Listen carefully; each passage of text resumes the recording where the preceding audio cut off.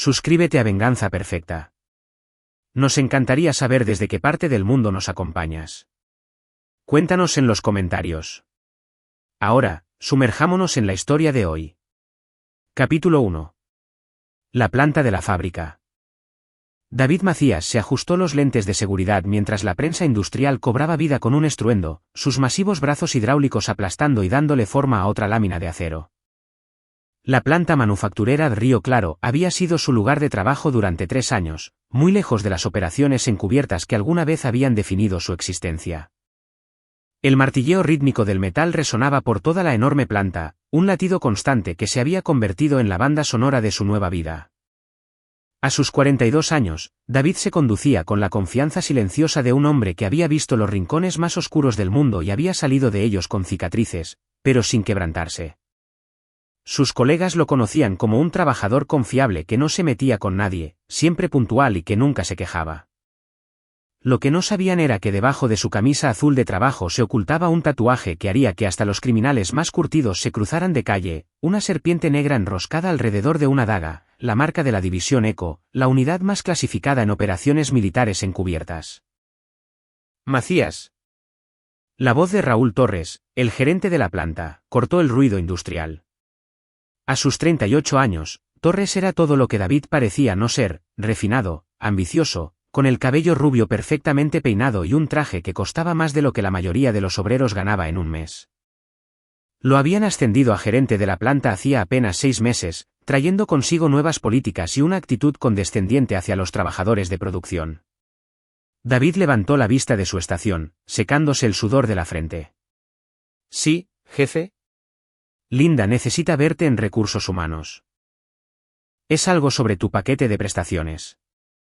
La sonrisa de Torres era tensa, ensayada. Había algo en sus ojos que los instintos entrenados de David detectaron de inmediato, la mirada de un depredador evaluando a su presa.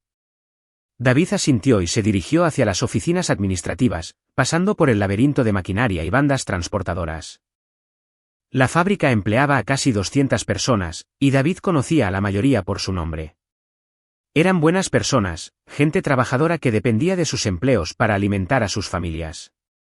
Esa fue una de las razones por las que había elegido este lugar después de dejar atrás su vida anterior. Linda Ríos, ahora Linda Macías, estaba sentada detrás de su escritorio en la oficina de recursos humanos, con su cabello castaño rojizo recogido en un chongo profesional. A sus 35 años, seguía siendo hermosa, aunque algo había cambiado en su actitud en los últimos meses. Donde antes había calidez en sus ojos verdes al mirarlo, ahora había algo más, un cálculo distante. «David, siéntate», dijo sin apartar la vista de la pantalla de su computadora. «Tenemos que hablar sobre algunos cambios en la cobertura de tu seguro de gastos médicos». Él estudió a su esposa de 8 años mientras ella hablaba sobre deducibles y límites de cobertura. Se habían conocido en una cafetería del pueblo en la época en que él estaba en la transición para dejar su carrera militar. Ella trabajaba como asistente legal en ese entonces, era ambiciosa y amable. Su noviazgo había sido rápido y su matrimonio había sido el ancla que lo ayudó a encontrar estabilidad en la vida civil. Pero últimamente, ella estaba diferente. Se quedaba a trabajar hasta tarde, atendía llamadas en privado y llegaba a casa con el aroma de una loción cara que no le pertenecía a él. El entrenamiento de David le había enseñado a notar detalles que otros pasaban por alto, y Linda había estado dando bastantes detalles para notar. ¿Eso es todo?, preguntó cuando ella terminó su discurso ensayado sobre los cambios en el seguro. Finalmente, ella lo miró y, por un momento, él vio un destello de algo. ¿Culpa? ¿Arrepentimiento? Desapareció rápidamente, reemplazado por indiferencia profesional. Eso es todo por ahora. Tendré el nuevo papeleo listo para el viernes. Mientras David regresaba a la zona de producción, pasó por la oficina de Torres. La puerta estaba ligeramente entreabierta, y por el hueco, pudo ver al hombre hablando por teléfono en voz baja y apremiante. La audición mejorada de David, perfeccionada por años de trabajo de vigilancia, captó fragmentos de la conversación. Tiene que parecer un accidente. La prensa industrial de esta noche sería perfecta.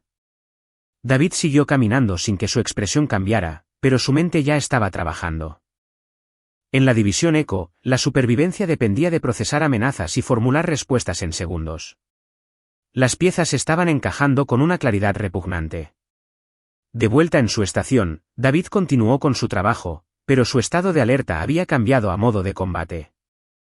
Cada sonido, cada movimiento a su alrededor era catalogado y analizado. Notó cómo Torres volteaba constantemente en su dirección.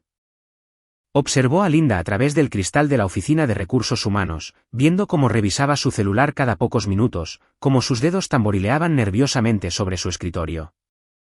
Durante su hora de comida, David se dirigió al estacionamiento y dio la vuelta hacia la parte trasera del edificio, donde se encontraban los andenes de carga. Utilizando habilidades que la mayoría de los civiles no poseían, accedió al sistema de ventilación del edificio y llegó hasta una posición justo encima de la oficina de Torres. La conversación que escuchó habría dejado en shock a la mayoría de las personas. David simplemente la asimiló, archivando cada detalle para usarlo en el futuro. Mi esposo es un obrero fracasado, la voz de Linda resonaba claramente a través de las delgadas paredes de la oficina. Aplástalo en la prensa industrial esta noche. No quedará nada de su cabeza. Nadie cuestionará un accidente de trabajo. La respuesta de Torres fue igual de escalofriante. ¿Estás segura de esto, Linda? No hay marcha atrás una vez que... Estoy harta de fingir que lo amo, lo interrumpió ella. Me prometiste que estaríamos juntos en cuanto él desapareciera. Su póliza de seguro de vida nos dejará muy bien parados. Y con mi acceso administrativo, puedo asegurarme de que los protocolos de seguridad muestren que fue una falla en el equipo. ¿Qué pasa con la investigación? Yo me encargo del papeleo. David siempre fue descuidado con la maquinaria. Eso es lo que mostrarán los reportes. Un trágico accidente. Nada más. David había escuchado suficiente. Regresó a su estación, con su mente ya formulando un plan.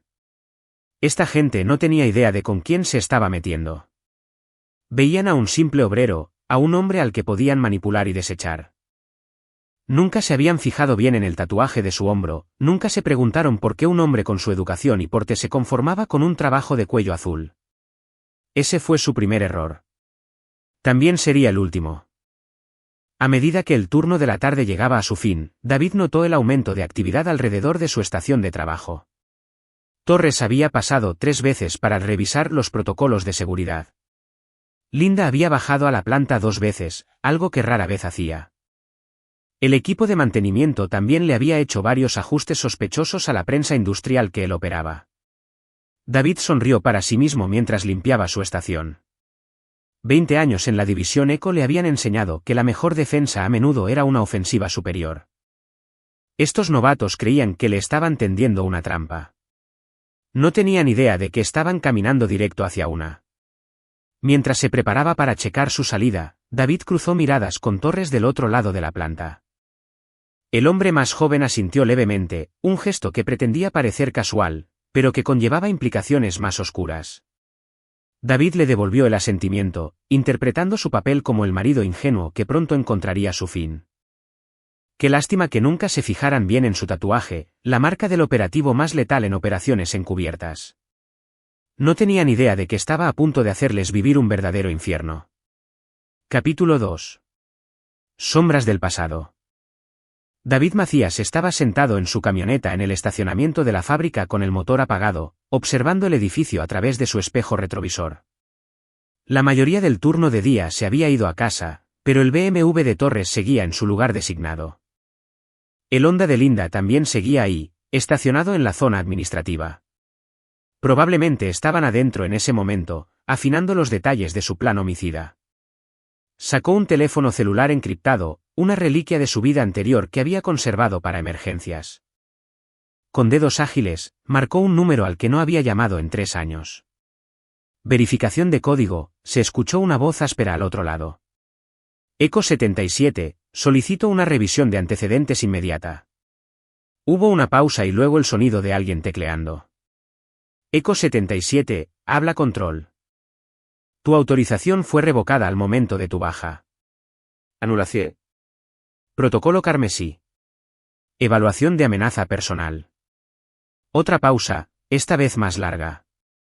El protocolo carmesí estaba reservado para situaciones en las que la identidad de un operativo ECO había sido descubierta y había un riesgo inminente de bajas civiles. Le daba acceso temporal a los recursos de inteligencia militar. Verificado. ¿Qué necesitas, David? Historial completo de Raúl Miguel Torres, 38 años, domicilio actual, calle Pinos 1247. Y de Linda María Ríos, apellido de soltera, 35 años, mi cónyuge actual. Marcado como prioridad. Dame 20 minutos. David colgó y comenzó a prepararse para la noche. De un compartimiento oculto debajo del asiento de su camioneta, sacó un pequeño kit táctico. Artículos que la mayoría de la gente nunca reconocería, pero que podían significar la diferencia entre la vida y la muerte: ganzúas, dispositivos de vigilancia y un cuchillo de cerámica que no activaría los detectores de metales. Su teléfono vibró con un mensaje entrante. La información que había solicitado había llegado en forma de archivos encriptados. Lo que leyó le heló la sangre. Raúl Torres no era solo un ambicioso gerente de planta. Era hijo de Ricardo Torres, un excomandante de la división ECO que había recibido una baja deshonrosa hacía 15 años por vender información clasificada a agentes extranjeros. El joven Torres había sido investigado 2 veces por inteligencia militar por contactos sospechosos con conocidos traficantes de armas, pero nunca se presentaron cargos por falta de pruebas. El archivo de Linda era igual de revelador. Antes de convertirse en Linda Ríos, había sido Linda María Castañeda, hija de Vicente Castañeda, un operador de nivel medio de una familia criminal que se especializaba en fraudes de seguros. Ella se había cambiado legalmente el nombre a los 25 años, poco después de que su padre fuera condenado por crimen organizado y extorsión.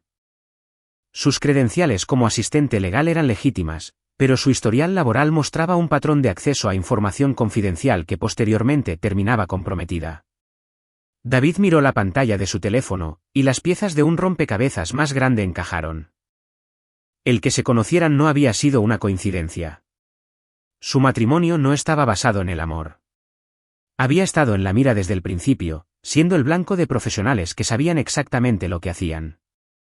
El turno nocturno de la fábrica era más pequeño, solo unos 40 trabajadores para mantener las operaciones esenciales. David conocía la distribución del edificio a la perfección, no solo por sus 3 años de empleo, sino por el detallado reconocimiento que había hecho durante su primera semana. Las viejas costumbres de la división ECO eran difíciles de olvidar. A las 9 de la noche, David hizo su movimiento. Entró al edificio por una puerta de servicio que la mayoría de los empleados no sabía que existía, usando una tarjeta de acceso maestra que había clonado meses atrás. Sus pasos eran silenciosos mientras avanzaba por los pasillos a oscuras hacia la sección administrativa. La oficina de Torres estaba vacía, pero David podía escuchar voces que provenían de la sala de juntas al final del pasillo. A través de la puerta entreabierta, pudo ver a Linda y a Torres inclinados sobre unos planos del edificio, señalando lugares específicos y discutiendo sobre los tiempos. La prensa funciona en un ciclo de 15 minutos, estaba diciendo Torres. Si David está trabajando en el turno de la noche, podemos provocar una falla exactamente a las 10:47 de la noche. Los sistemas de seguridad mostrarán un desperfecto mecánico y la presión hidráulica hará el resto. ¿Y las cámaras de seguridad?, preguntó Linda. Ya me encargué de que haya una falla técnica en el sistema de grabación. El vídeo solo mostrará estática durante ese periodo de tiempo. Muy conveniente. David se acercó, su entrenamiento le permitía permanecer invisible en las sombras. Activó un pequeño dispositivo de grabación y capturó toda la conversación. Evidencia que sería muy útil más adelante. Solo hay una cosa que me inquieta, continuó Linda. David ha estado actuando raro últimamente. Más alerta, como si nos estuviera observando. Torres se rió. Es un obrero, Linda. Estos tipos de cuello azul no son precisamente mentes criminales maestras. Probablemente sospecha que tienes una aventura. Nada más. Tal vez. Pero hay algo en él. A veces, cuando lo miro, veo algo en sus ojos. Como si estuviera calculando, analizando. Lo estás pensando demasiado. Para mañana en la mañana, David Macías será noticia vieja y nosotros estaremos planeando nuestra nueva vida juntos. David había escuchado suficiente. Retrocedió por los pasillos y se dirigió a la zona de producción. El supervisor del turno de noche, Héctor Luna, estaba haciendo sus rondines. David había trabajado con Héctor durante varios turnos de horas extras y sabía que era un buen hombre con esposa y 3 hijos. «¿Qué tal, Héctor?», gritó David al acercarse. «¿Tienes un minuto, David? ¿Qué haces aquí? No tienes turno esta noche. Justo de eso quiero hablarte. Recibí una llamada de Torres hace como una hora. Quiere que haga un trabajo especial en la prensa 4. Dijo que era un pedido urgente para un cliente importante». Héctor frunció el ceño. «Qué raro. No recibí ningún papeleo sobre un trabajo especial, y la prensa 4 hectáreas ha estado fallando últimamente. Mantenimiento la etiquetó para revisión mañana». «Yo también pensé que era extraño. ¿Te molesta si le doy un vistazo a las órdenes de trabajo?». Caminaron hasta la oficina de Héctor, donde David escaneó rápidamente la lista de turnos y los reportes de mantenimiento. Como esperaba, no había ninguna orden de trabajo legítima para la prensa 4, pero sí había varias notas de mantenimiento sobre irregularidades en la presión hidráulica que habían surgido en la última semana. «Héctor, necesito pedirte un favor», dijo David, con un tono más serio en su voz. «Quiero que tomes a tu equipo y hagan una inspección completa de seguridad en la prensa 4 en este instante. Documenten todo: presión hidráulica, bloqueos de seguridad, sistemas de apagado de emergencia». «¿Por qué? ¿Qué está pasando, David?». David miró a su colega, un hombre al que había llegado a respetar a lo largo de los años. «Alguien ha estado manipulando esa máquina y planean usarla para lastimar a alguien esta noche». La expresión de Héctor se ensombreció. «¿Hablas en serio? ¿Quién haría?». «No te lo puedo explicar todo en este momento, pero necesito que confíes en mí. Y Héctor, pase lo que pase, no dejes que nadie se acerque a esa prensa hasta que llegue la policía». «¿La policía? ¿David? ¿Qué demonios está pasando?». «Solo confía en mí. Y cuando te hagan preguntas más tarde, diles exactamente lo que encontraste durante tu inspección. Documenta todo». David dejó a Héctor haciendo su trabajo y se colocó en una ubicación oculta con vista a la zona de producción. A las 10:30 de la noche, Torres apareció, vestido con ropa oscura y moviéndose con los pasos cuidadosos de alguien que no quería ser visto. Se dirigió directamente a la prensa 4. David observó a través de sus gafas de visión nocturna cómo Torres accedía al panel de control de la máquina. El hombre claramente sabía lo que estaba haciendo. Sus movimientos eran experimentados, profesionales. En cuestión de minutos, había anulado varios sistemas de seguridad y ajustado la presión hidráulica a niveles peligrosos. Exactamente a las 10:47 de la noche, Torres activó el ciclo de emergencia de la prensa. La enorme máquina cobró vida con un rugido, y sus brazos hidráulicos bajaron de golpe con una fuerza tremenda. Si David hubiera estado parado en su posición habitual, habría muerto aplastado al instante. En cambio, Torres se encontró mirando una estación de trabajo vacía. Y entonces escuchó unos aplausos lentos y deliberados detrás de él. David salió de las sombras, aplaudiendo de forma burlona. «Muy impresionante, Raúl. Tu padre estaría orgulloso». Claro que Ricardo Torres siempre fue mejor traicionando a la gente que matándola de verdad. Torres se dio la vuelta rápidamente, con el rostro pálido de la impresión. «¿Cómo es que? ¿Quién eres tú?». David sonrió. Y por primera vez, Torres vio algo en sus ojos que lo hizo dar un paso atrás involuntariamente. «Soy el hombre al que intentaste asesinar esta noche. Pero, sobre todo, soy Eco 77, y acabas de cometer el error más grande de tu miserable vida». Capítulo 3. La telaraña del cazador. La prensa industrial continuaba su ciclo mortal, con sus brazos hidráulicos aplastando el aire vacío donde David debería haber estado parado.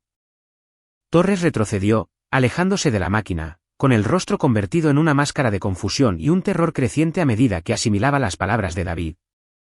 Eco 77. La voz de Torres se quebró. «Eso es imposible. Solo eres un obrero fracasado». La sonrisa de David era depredadora. «Eso fue lo que tu novia me llamó. Mi esposo es un obrero fracasado», dijo. «Aplástalo en la prensa industrial esta noche». No quedará nada de su cabeza. Nadie cuestionará un accidente de trabajo. Los ojos de Torres se abrieron de par en par. ¿Nos escuchaste? Lo escuché todo. David comenzó a caminar hacia él con pasos calculados. Sé lo de tu padre, Ricardo. Sé sobre las verdaderas conexiones de la familia de Linda. Sé que todo esto fue una trampa desde el principio. Espera, David, déjame explicarte. ¿Explicar? La voz de David se volvió fría como el hielo. ¿Quieres explicar cómo sedujiste a mi esposa? ¿Cómo planeaste mi asesinato? ¿Cómo creíste que podía ser más listo que un hombre que pasó 20 años cazando enemigos del Estado? Torres chocó contra una viga de soporte, atrapado. Su mano se movió hacia el bolsillo de su chamarra, pero David fue más rápido. En un movimiento fluido, acortó la distancia entre ellos y prensó el brazo de Torres contra la viga de acero. Yo que tú, no lo haría, dijo David en voz baja. Cualquier arma que intentes sacar no te va a ayudar ahora. De su propio bolsillo, David sacó su teléfono y reprodujo la grabación que había hecho más temprano. Las voces de Torres y Linda llenaron el aire, detallando su plan homicida con una claridad espeluznante. Verás, Raúl, lo que pasa cuando estás en operaciones encubiertas es que aprendes a tener siempre un plan de respaldo, y a veces, un respaldo para el respaldo. Se escucharon sirenas a lo lejos, acercándose cada vez más. El rostro de Torres se puso blanco. ¿Llamaste a la policía? Llamé a varias personas. La policía es solo el principio. Héctor Luna apareció al otro extremo de la planta, acompañado por 2 oficiales uniformados y un detective. David, ¿todo bien por aquí? Todo perfecto, Héctor. El señor Torres aquí presente solo me estaba demostrando cómo saboteó la prensa. ¿No es así, Raúl? El detective, un hombre curtido de unos 50 años llamado Clemente Flores, se acercó con la mano descansando sobre su arma de cargo. Señor, soy el detective Flores. Recibimos un reporte sobre un intento de homicidio y sabotaje industrial. David le entregó su dispositivo de grabación y un sobremanila que había preparado. Todo lo que necesita está ahí, detective. La grabación de audio de la conspiración, los registros de mantenimiento que muestran el sabotaje e información sobre los antecedentes de ambos sospechosos. El detective Flores levantó las cejas mientras revisaba los documentos. Esto es muy exhaustivo, señor Macías. Casi como si usted supiera que esto iba a suceder. Tenía mis sospechas, respondió David. Cuando has estado casado con alguien durante 8 años, te das cuenta de cuando empiezan a planear tu funeral. ¿Dónde está la señora Macías ahora? Probablemente en su oficina, esperando la confirmación de que su esposo está muerto. Se suponía que ella se encargaría del papeleo. Asegurarse de que el accidente pareciera legítimo. El detective Flores les hizo una seña a sus oficiales. Jiménez, asegura esta área como la escena del crimen. Martínez, vamos por la señora Macías. Mientras la policía se llevaba a Torres esposado, el hombre miró a David con una mezcla de miedo y odio. ¿Crees que esto se ha acabado? No tienes ni idea de con quién te estás metiendo. La expresión de David no cambió. De hecho, Raúl, sé exactamente con quién me estoy metiendo. La pregunta es, ¿tú lo sabes?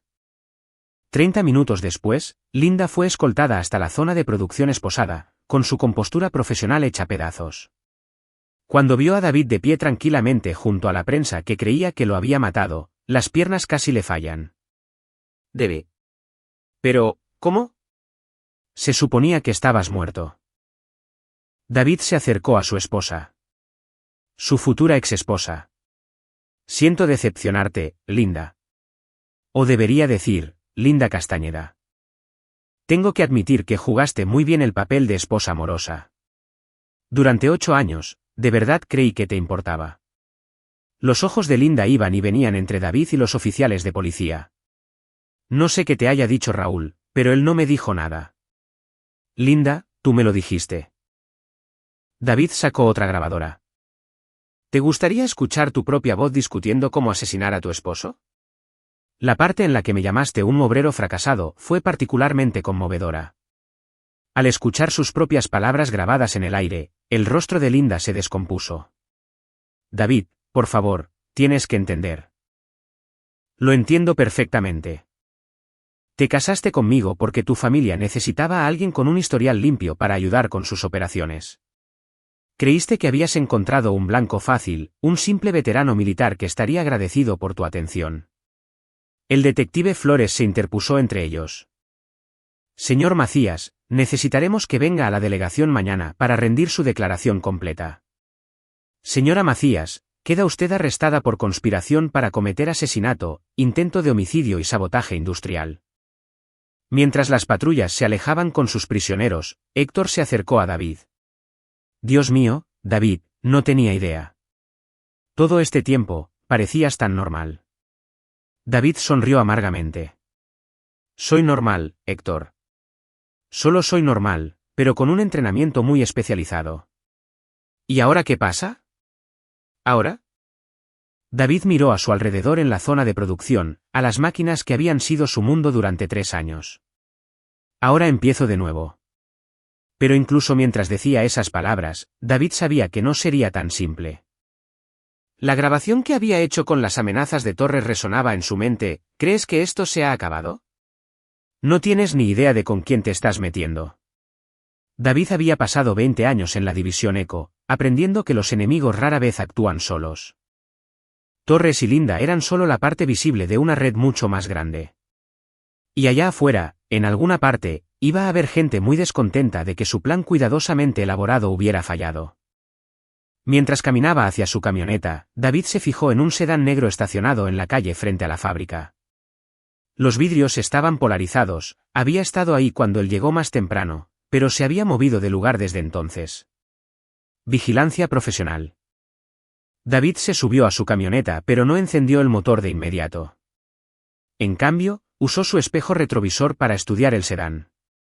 Había 2 ocupantes en su interior, ambos alertas y concentrados en él. Las placas eran del gobierno.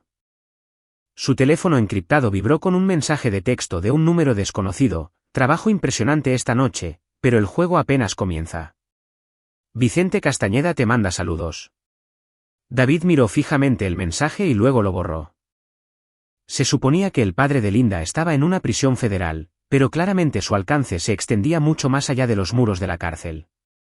El atentado contra la vida de David no se había tratado solo del dinero del seguro o de un triángulo amoroso. Se había tratado de eliminar a alguien que representaba una amenaza para una operación mucho mayor. Cuando David finalmente encendió su camioneta y se alejó, echó un último vistazo al sedán negro por el espejo. No lo siguieron, pero sabía que eso no importaba. Sabían dónde vivía, dónde trabajaba, probablemente sabían todo sobre su rutina. El obrero David Macías estaba muerto, aplastado en esa prensa industrial junto con su antigua vida. Lo que emergió de esa fábrica fue algo completamente distinto. Eco 77. Y estaba a punto de recordarles a unas personas muy peligrosas por qué a los operativos como él se les asignaban números en lugar de nombres. La guerra apenas comenzaba. Capítulo 4. Sangre y venganza. 3 días después del arresto de Linda y Torres, David recibió la noticia de que ambos sospechosos habían salido bajo fianza. Su abogada era Angélica Vega, conocida por defender a figuras de alto perfil del crimen organizado. La fianza se había fijado en unos 34,6 millones de pesos cada uno, un dinero que debería haber sido imposible de conseguir para un gerente de fábrica y una administradora de recursos humanos. Pero a David no le sorprendió. Lo había estado esperando. Estaba sentado en su cocina revisando los expedientes esparcidos sobre la mesa. Usando sus contactos en la división Eco, había compilado un informe completo sobre la familia criminal Castañeda. Podía que Vicente Castañeda estuviera en una prisión federal, pero su organización seguía muy viva. Su hijo mayor, Antonio Medina, quien había adoptado el apellido de su padrastro para distanciarse del negocio familiar, dirigía empresas constructoras legítimas que servían como fachada para el lavado de dinero y los asesinatos a sueldo. La familia llevaba años intentando expandir sus operaciones hacia el Bajío, pero necesitaban canales financieros limpios y a alguien con acceso administrativo para facilitar sus actividades. El matrimonio de Linda con David había sido parte de un plan de infiltración a largo plazo. Sonó el teléfono de David. El identificador de llamadas mostraba al detective Flores. Señor Macías, pensé que debía saberlo. Ambos sospechosos pagaron la fianza esta mañana. Hicimos todo lo que pudimos para mantenerlos encerrados, pero su abogada presentó mociones argumentando falta de pruebas. ¿Y qué hay de las grabaciones? Su abogada afirma que se obtuvieron de manera ilegal. Sin una orden de cateo, podrían no ser admisibles. Lo siento, David. El sistema no siempre funciona como debería. Después de colgar, David se quedó sentado en silencio durante varios minutos. El sistema legal le había fallado, al igual que le había fallado a innumerables personas que se habían cruzado con el crimen organizado. Pero David nunca había dependido exclusivamente del sistema legal para obtener justicia. Abrió su computadora portátil y empezó a teclear, accediendo a bases de datos que oficialmente no existían. En cuestión de horas, obtuvo las direcciones actuales, números de teléfono, rutinas diarias y esquemas de seguridad de todos los involucrados. Linda se estaba quedando en una casa de seguridad propiedad de una de las empresas fantasma de Antonio Medina. Torres había regresado a su departamento, pero contaba con 2 guardaespaldas, profesionales con formación militar. Pero a David no le interesaba la justicia rápida y sencilla. Estas personas habían pasado meses planeando su muerte, tratándolo como un obstáculo desechable. Se merecían algo mucho más elaborado. A la mañana siguiente, David manejó hasta la obra en construcción donde la empresa de Antonio Medina estaba levantando una nueva plaza comercial.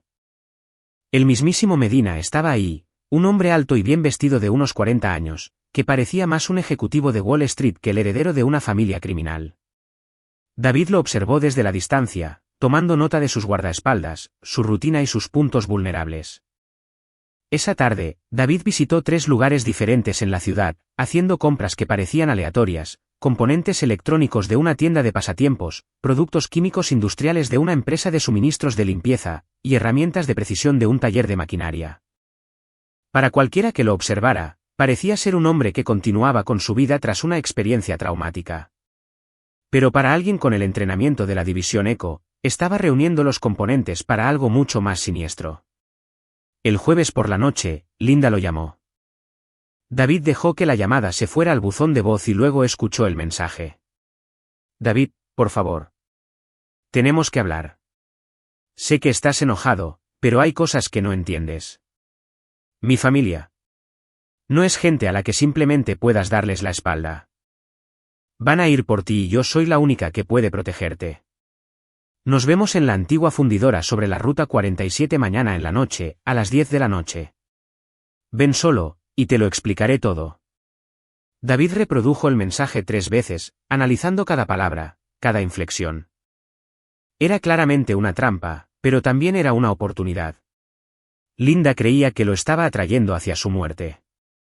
En cambio, estaba caminando hacia la suya. El viernes por la noche, David llegó a la fundidora abandonada 2 horas antes. Las instalaciones llevaban cerradas 15 años, sus masivas estructuras dejadas a la intemperie oxidándose en el terreno industrial a las afueras de la ciudad. Era el lugar perfecto para ese tipo de reuniones en las que alguien termina desapareciendo de forma permanente. Usando su equipo de visión nocturna, David hizo un reconocimiento minucioso de la zona. Contó a 6 hombres apostados alrededor de la propiedad, profesionales con armamento de grado militar. Linda y Torres estaban en el edificio de oficinas principal junto con 2 guardias más. David sonrió con amargura. Habían traído todo un ejército para matar a un solo obrero fracasado. Exactamente a las 9:45 de la noche, los preparativos de David estaban listos. Había pasado la última semana estudiando el diseño de las instalaciones abandonadas, identificando debilidades estructurales y colocando pequeñas cargas explosivas en ubicaciones estratégicas. Nada que causara una explosión masiva, David era mucho más sutil que eso. En su lugar, había provocado una serie de colapsos cuidadosamente calculados que parecerían ser el resultado de que el viejo edificio finalmente había sucumbido ante los años de abandono.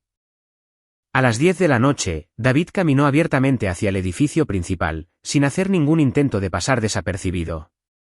Dejó que pensaran que tenían la ventaja. Linda estaba esperando en lo que alguna vez había sido la oficina del supervisor de la planta, usando un vestido caro que parecía fuera de lugar en medio de aquel entorno decrépito.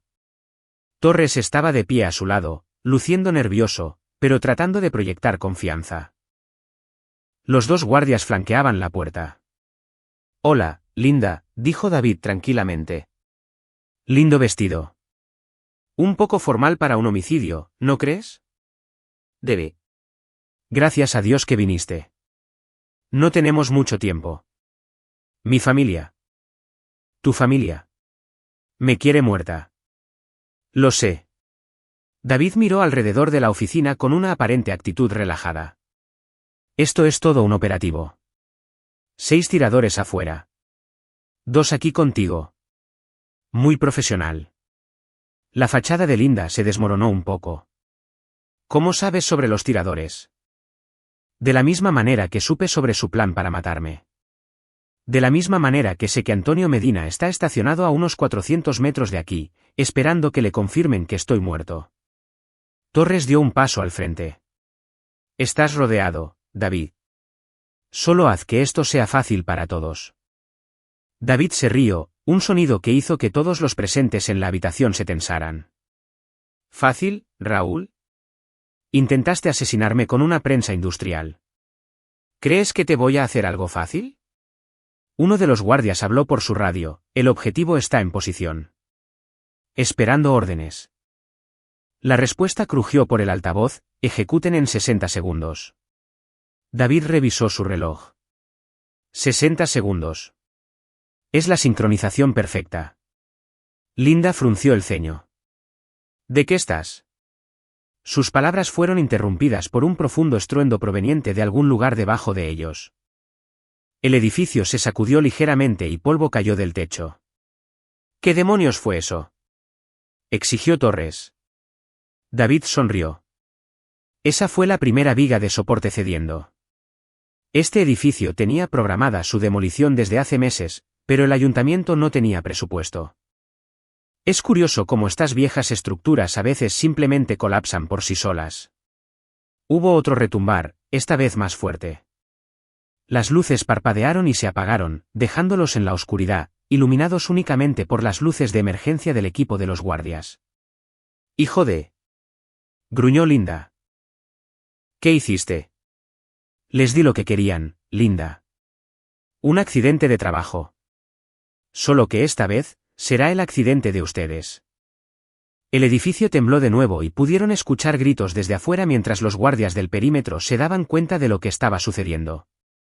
Pero David ya había cortado sus líneas de comunicación y deshabilitado sus vehículos. Estaban atrapados en unas instalaciones industriales que se derrumbaban, sin forma de pedir ayuda. Las vigas de soporte están cayendo en secuencia, explicó David con un tono casual mientras otra sección del edificio crujía amenazadoramente. Nos quedan unos 5 minutos antes de que todo este lugar se venga abajo. Tiempo suficiente para tener la conversación que querías. Torres sacó un arma y le apuntó a David. ¿Estás loco? ¿Sácanos de aquí o qué? ¿Me vas a disparar dentro de un edificio que colapsa, donde mi cuerpo será aplastado más allá del reconocimiento? Eso no es muy inteligente, Raúl. El edificio se sacudió repentinamente y Torres perdió el equilibrio. David se movió antes de que el hombre más joven tocara el suelo, desarmándolo con una brutal eficacia. Uno de los guardias intentó intervenir, pero el entrenamiento de combate de David hizo que la pelea fuera ridículamente desigual. En cuestión de segundos, ambos guardias quedaron inconscientes y David sostenía a Torres a punta de cuchillo mientras Linda se encogía de miedo contra la pared del fondo. Ahora, dijo David con calma, mientras otra sección del edificio se derrumbaba con un estruendo atronador, discutamos los planes de expansión de tu familia en mi territorio. El rostro de Linda estaba manchado de lágrimas y polvo. David, por favor, podemos arreglar esto. Yo nunca quise. ¿Nunca quisiste qué? ¿Asesinar a tu marido? Parecías bastante entusiasta al respecto en la grabación. El edificio tembló violentamente y aparecieron grietas en las paredes a su alrededor. David calculó que les quedaban tal vez 2 minutos antes de que esa sección fuera una trampa mortal. Les voy a dar a elegir, dijo David, con su voz apenas audible por encima de los ruidos de la destrucción. Pueden morir aquí, aplastados en un accidente industrial tal como lo habían planeado para mí. O pueden pasar el resto de sus vidas sabiendo que estoy ahí afuera, observándolos, esperando a que cometan un nuevo error. ¿Qué prefieren? Torres jadeó. Quiero que entiendan algo, continuó David. Quiero que recuerden este momento cada vez que cierren los ojos. No soy una víctima. No soy una presa. Yo soy esa cosa a la que los monstruos como ustedes deberían tenerle miedo en la oscuridad. David se levantó y soltó a Torres. La salida está por el pasillo trasero. Tienen 90 segundos antes de que el techo colapse. Les sugiero que corran. Linda y Torres tropezaron hacia la puerta, pero Linda se detuvo y miró hacia atrás. Esto no se ha acabado, David. Mi familia va a... Tu familia no hará nada, la interrumpió David. Porque estarán demasiado ocupados lidiando con sus propios problemas. Como si sus palabras lo hubieran invocado, sonó el teléfono de David. Respondió con calma, a pesar del caos a su alrededor. Eco 77. David, aquí control. La operación Castañeda se ha completado. Antonio Medina y 6 de sus socios fueron arrestados hace 20 minutos por cargos de conspiración federal. La red financiera de la familia ha sido congelada y se emitieron órdenes de aprehensión para 12 miembros más de la organización. David sonrió al ver la expresión horrorizada de Linda. Sincronización perfecta. Gracias, control. La FGR quiere un reporte sobre tu participación. Diles que me pondré en contacto. David colgó la llamada y miró a su esposa y a su amante. Corran. Y corrieron. David esperó hasta que el sonido de sus pasos se desvaneció, luego caminó tranquilamente hacia una salida diferente, una que él había preparado con antelación y que lo llevaría a salvo fuera del edificio. A sus espaldas, la fundidora continuaba su agonía, colapsando por secciones a medida que las cargas, colocadas cuidadosamente, cortaban las estructuras de soporte clave. Para cuando llegaron los bomberos, el edificio era una montaña de escombros. La investigación oficial concluiría que la estructura finalmente había sucumbido a los años de abandono y deterioro. Se encontrarían 6 cadáveres entre los escombros, los matones de Antonio Medina que no habían sido lo suficientemente rápidos para escapar de la trampa de David. Linda y Torres sobrevivieron, pero emergieron de los escombros quebrantados y aterrorizados. Su red criminal estaba desmantelada, sus cuentas congeladas y sus socios muertos o bajo custodia federal. Mientras David manejaba de regreso a casa por las calles tranquilas, reflexionó sobre el trabajo de esa noche. Se había hecho justicia, pero no de la manera en que el sistema legal lo habría hecho. Esta era la justicia de la división Eco. Rápida, definitiva y absoluta. Su celular vibró con un mensaje de un número desconocido: sabemos lo que hiciste. Esto no ha terminado. David borró el mensaje sin leerlo por segunda vez. Siempre habría alguien buscando venganza. Siempre habría otra amenaza con la cual lidiar. Pero eso le parecía bien. Después de 20 años en operaciones encubiertas, había aprendido que la paz era solo el intervalo entre guerras. Y David Macías era muy bueno en la guerra. Capítulo 5. Comienza el ajuste de cuentas. 2 semanas después del incidente de la fundidora, David recibió una noticia que lo cambiaría todo. El detective Flores llamó con una actualización que le heló la sangre. David, pensé que debía saberlo. Linda y Torres fueron encontrados muertos en su casa de seguridad esta mañana. Un golpe profesional. Muy limpio. Un solo disparo en la cabeza. No hay señales de forcejeo. David se quedó en silencio por un momento. ¿Algún sospechoso? Bueno, esa es la parte interesante. La casa pertenecía a una empresa fantasma vinculada a la familia Castañeda. Pero aquí está el detalle: nuestra investigación indica que el asesinato se ordenó desde dentro de la prisión federal. Al parecer, Vicente Castañeda decidió que su hija se había convertido en un riesgo. Después de colgar, David se quedó mirando por la ventana de su cocina la tranquila calle de su colonia suburbana. Linda y Torres estaban muertos, asesinados por las mismas personas a las que habían servido. Debería haber sentido que se hizo justicia, pero en lugar de eso sentía que solo habían atado cabos sueltos. Por la experiencia de David, cuando las familias criminales comenzaban a eliminar a su propia gente, significaba que se preparaban para algo más grande. Su teléfono encriptado recibió un mensaje de control: Eco 77. Se recomienda extracción inmediata. Múltiples amenazas en ruta a tu ubicación. David miró a su alrededor, su modesta casa, el lugar que había compartido con Linda durante 8 años. Todo allí estaba contaminado ahora, manchado por las mentiras y la traición. Empacó una sola mochila con lo esencial y se preparó para desaparecer. Pero cuando estiró la mano para tomar las llaves de su camioneta, David se detuvo. Huir era lo que el viejo David habría hecho. El obrero que solo quería una vida tranquila. Pero los eventos de las últimas semanas habían despertado algo en él que había permanecido inactivo durante demasiado tiempo. Ya no era David Macías, el obrero. Era Eco 77. Y los operativos Eco no huían de las peleas. En lugar de escapar, David hizo una llamada a un viejo contacto, Santiago Mejía. La voz al otro lado de la línea fue cautelosa, profesional. Es el 77. Necesito un favor. Cristo, David, me enteré de que estabas fuera del juego. Lo estaba. Las circunstancias cambiaron. Necesito inteligencia sobre las operaciones actuales de Vicente Castañeda. Todo. Flujo de dinero, personal, contratos en curso. Eso es cosa seria, hermano. Castañeda tiene protección federal como testigo. También acaba de ordenar la ejecución de su propia hija. No creo que su protección a testigos dure mucho más. Santiago se quedó callado un momento. Dame 6 horas. Y David, sea lo que sea que estés planeando, ten cuidado. Se rumora que le han puesto precio a tu cabeza. 8,5 millones de pesos. ¿Muerto o vivo? ¿Quién le puso precio? Esa es la parte extraña.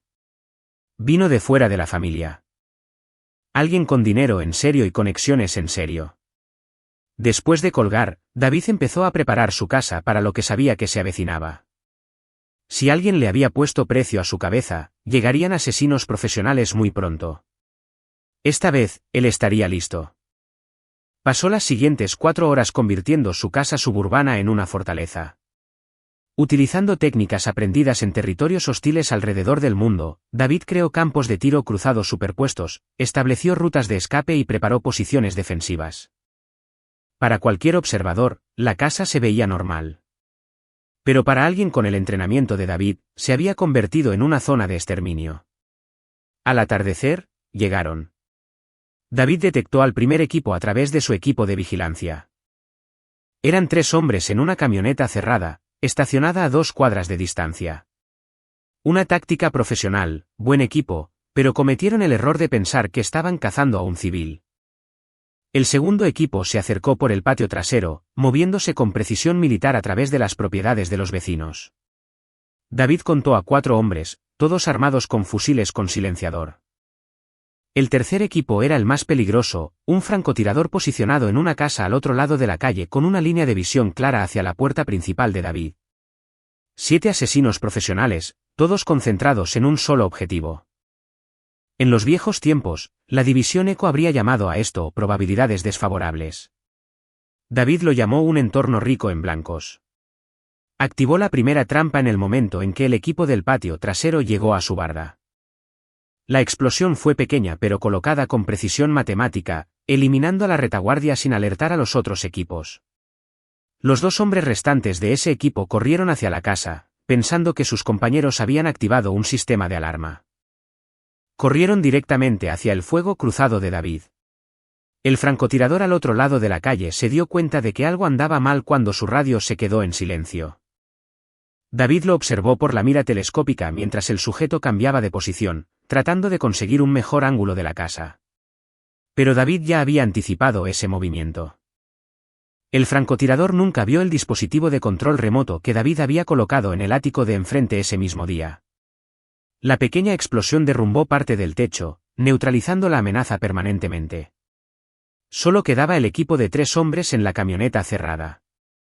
Fueron los más listos del grupo, manteniéndose móviles y usando su vehículo tanto para transporte como para cobertura. David podía escucharlos en sus radios, intentando coordinarse con equipos que ya no existían. David salió por la puerta principal y se paró en la entrada de su casa, completamente expuesto. El motor de la camioneta rugió y aceleró hacia él, mientras el vidrio del copiloto bajaba para que el tirador se preparara para disparar. David no se movió, no buscó refugio. Simplemente levantó su propia arma y le metió 3 tiros al parabrisas. La camioneta se desvió de la calle y se estrelló contra un hidrante, y el agua salió disparada hacia el cielo nocturno. David caminó tranquilamente hacia los restos del choque y revisó a los ocupantes. Los 3 estaban vivos, pero inconscientes. Perfecto. Necesitaba que al menos uno de ellos estuviera despierto para el interrogatorio.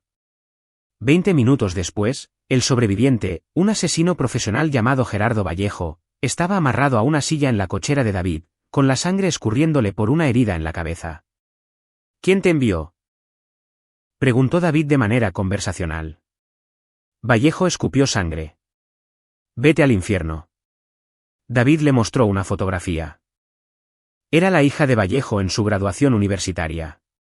Hermosa chica. Estudia medicina en el TEC de Monterrey, ¿verdad? Excelentes calificaciones, un futuro brillante. Los ojos de Vallejo se abrieron de par en par por el miedo. Le tocas un pelo y te juro que... ¿Qué? Estás atado a una silla y tu equipo está muerto. Pero no me interesa lastimar a inocentes, Gerardo. Solo quiero que entiendas que sé todo sobre ti, tu hija, tu exesposa en Tijuana, tu hermano que maneja ese restaurante en Guadalajara. Podría hacer que todos desaparezcan, pero no lo haré si contestas mis preguntas. Vallejo se hundió en su silla. El contrato llegó a través de un intermediario. Un trabajo de alto nivel. Una clientela muy exclusiva. ¿Quién es el cliente? No lo sé.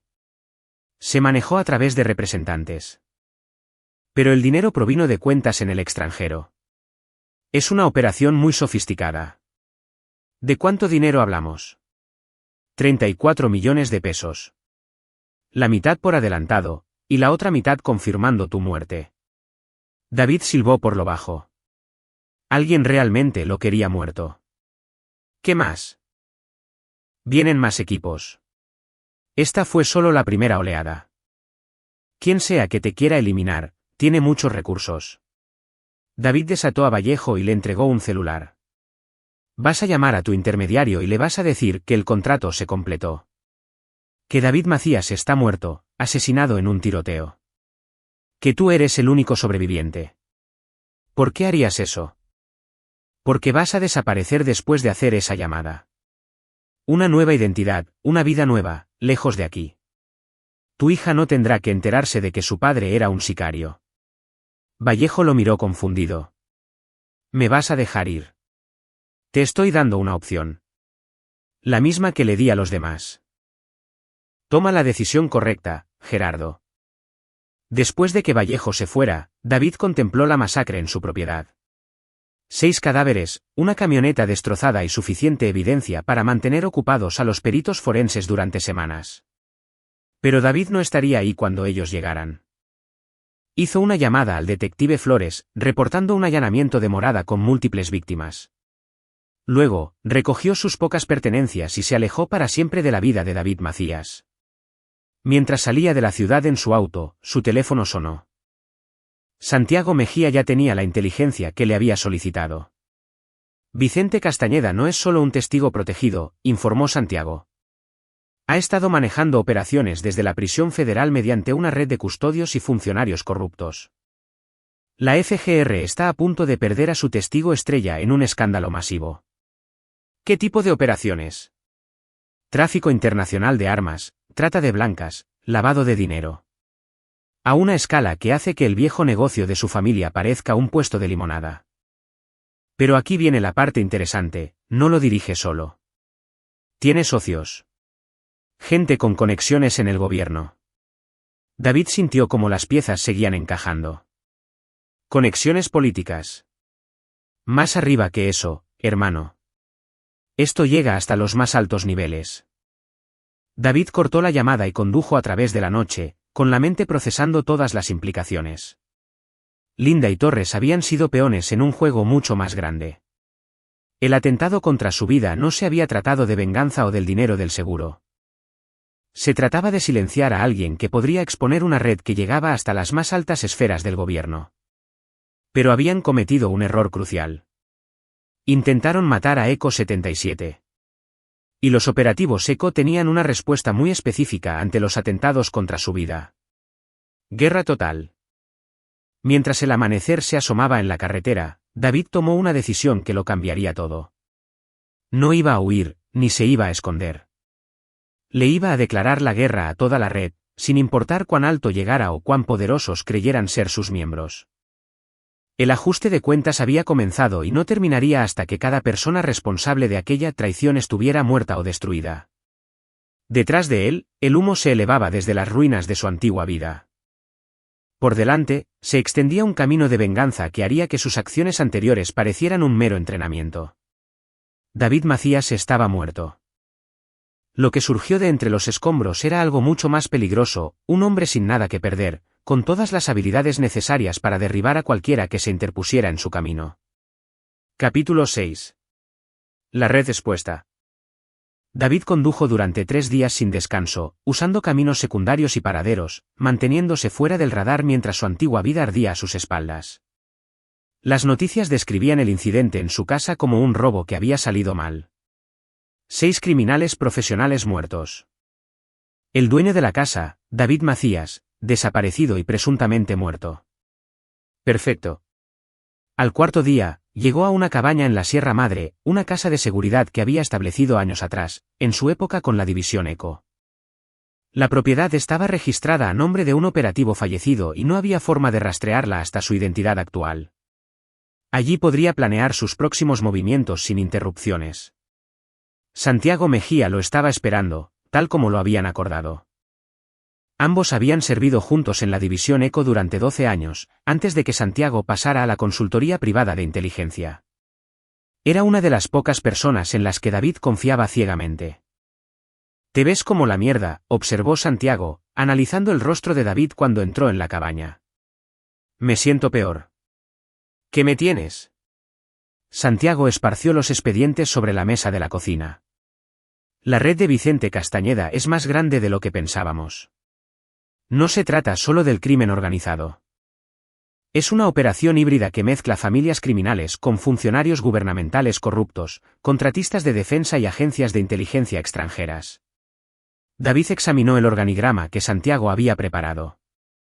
¿Quién está en la cima? Ahí es donde se pone interesante. El dinero fluye a través de una serie de empresas fantasma, pero todas se rastrean hasta 3 fuentes principales. La primera es la tradicional operación criminal de Castañeda. La segunda es un contratista de defensa llamado Sistemas Meridiano. Tienen contratos clasificados con la Sedena y el CNI. Y la tercera. La expresión de Santiago se ensombreció, ese es el problema. La tercera fuente parece ser una operación de fondos ocultos dirigida por alguien dentro de la comunidad de inteligencia. Alguien con acceso a los archivos de la división ECO. David levantó la vista de golpe. ¿A qué te refieres? Alguien filtró tu verdadera identidad a los Castañeda. Sabían exactamente quién eras cuando Linda te escogió para casarse. Esto no fue aleatorio. Escogieron deliberadamente a un operativo ECO para infiltrarse. ¿Por qué? Mi mejor suposición, necesitaban a alguien con tu nivel de autorización y antecedentes para acceder a algo. Tal vez información clasificada, tal vez para eliminar a otros operativos. Pero el plan siempre fue asesinarte una vez que consiguieran lo que necesitaban. David se reclinó, procesando lo que le acababa de decir. ¿Cuánto tiempo he estado bajo vigilancia? Probablemente desde que dejaste la división ECO. Tal vez más tiempo. ¿Cristo? Santiago sacó otro expediente. Hay más. He identificado a otros 12 exoperativos de la división ECO que fallecieron en los últimos 5 años. Todos por supuestas muertes naturales o accidentes. Todos ellos casados con mujeres vinculadas al crimen organizado. David sintió que el hielo le corría por las venas. Un programa de eliminación sistemática. Eso parece. Alguien está cazando metódicamente a los veteranos de la división ECO y usando a sus propias esposas para hacerlo. ¿Algún otro sobreviviente aparte de mí? Quizás. He perdido contacto con 3 operativos que debían reportarse con sus coordinadores. Podrían estar muertos, o podrían haber pasado a la clandestinidad. David contempló las fotos de sus colegas fallecidos, hombres con los que había servido, en quienes había confiado, con quienes había peleado lado a lado. Todos muertos porque alguien había decidido que los veteranos de la División Eco eran una amenaza que debía ser purgada. Quiero nombres, dijo David en voz baja. Todos los involucrados en esto. Cada funcionario, cada contratista, cada eslabón del crimen organizado. Todos. David, esto llega más alto de lo que nosotros jamás operamos. Algunas de estas personas tienen acceso presidencial.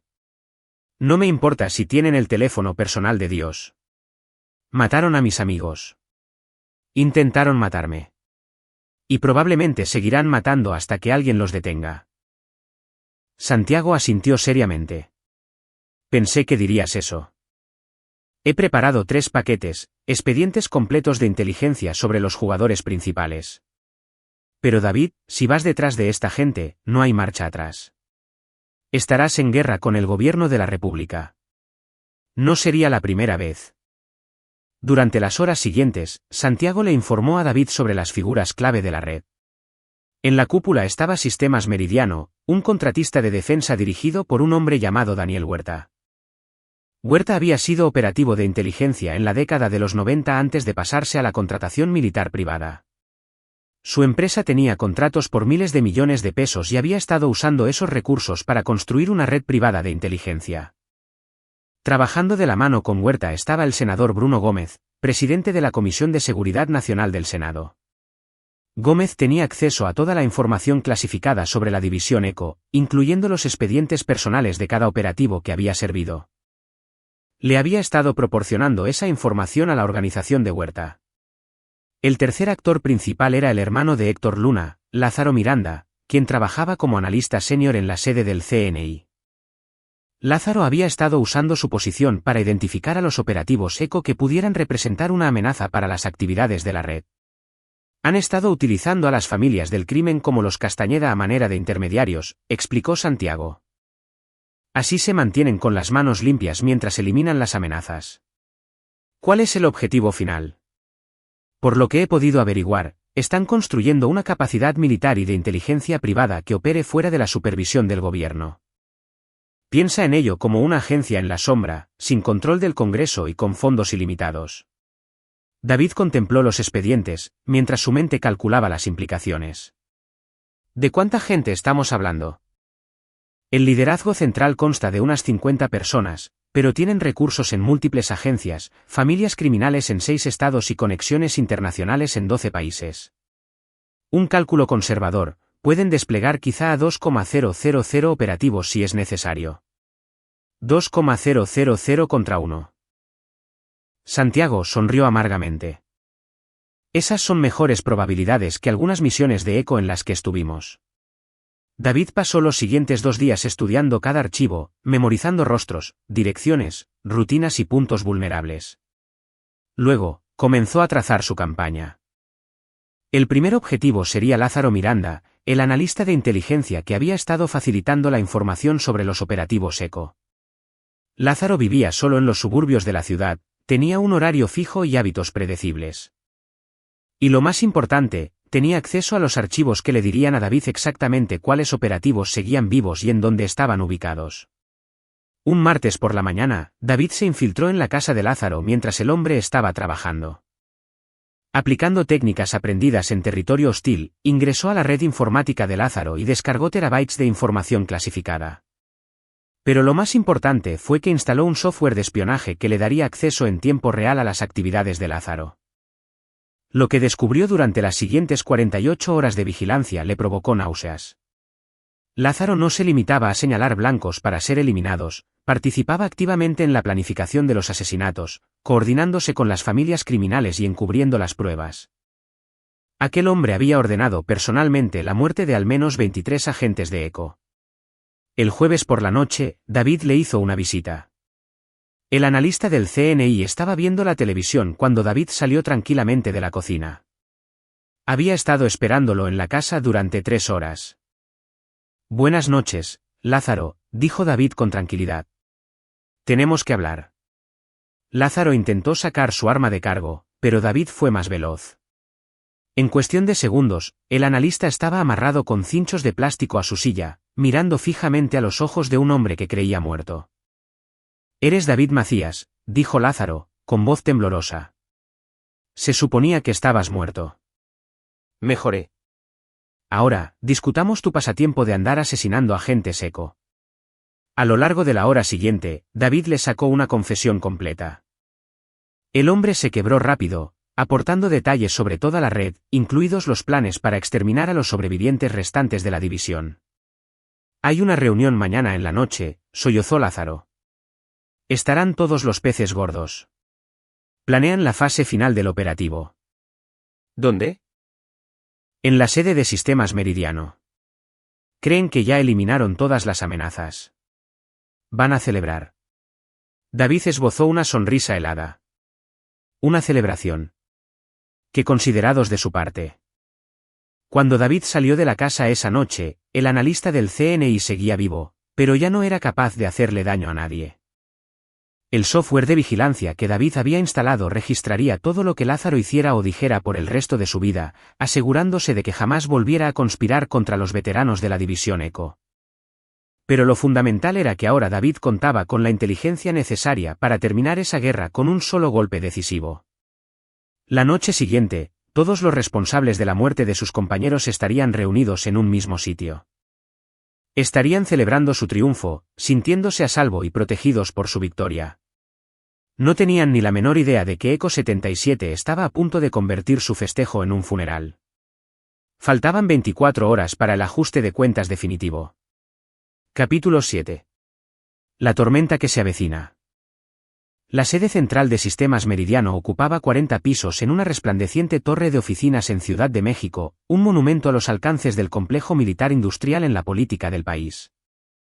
Desde su posición de vigilancia en un edificio de departamentos al otro lado de la calle, David observaba con miras telescópicas de largo alcance cómo sedanes negros y camionetas de lujo llegaban al acceso ejecutivo.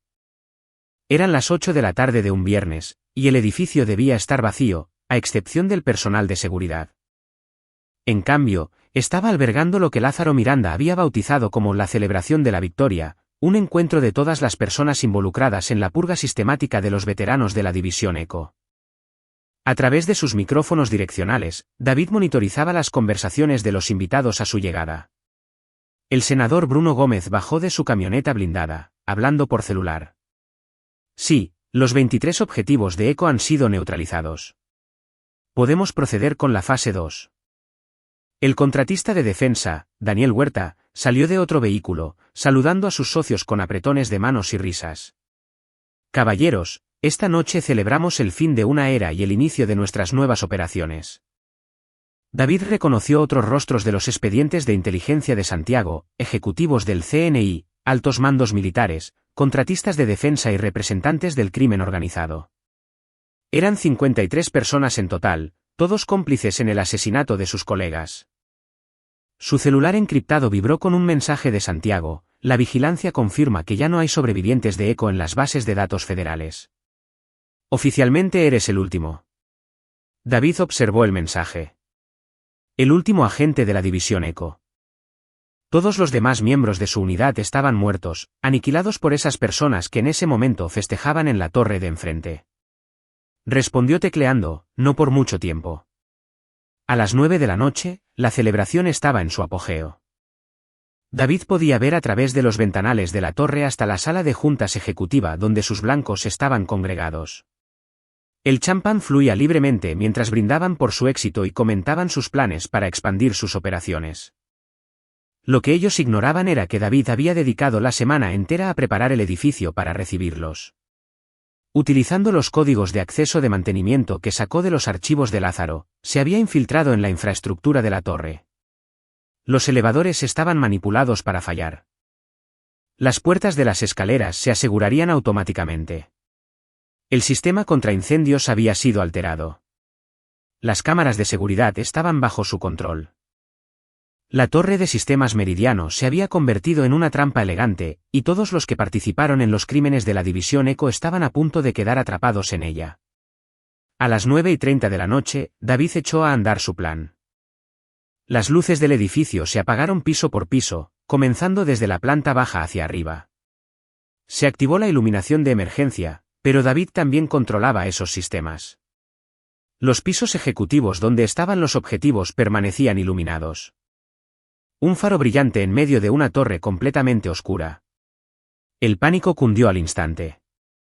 David escuchaba por su equipo de espionaje mientras las voces confundidas resonaban en la sala de juntas ejecutiva. ¿Qué diablos pasó con la luz? Seguridad, reporte. ¿Cuál es el estatus? Los elevadores no funcionan. Estamos atrapados aquí arriba.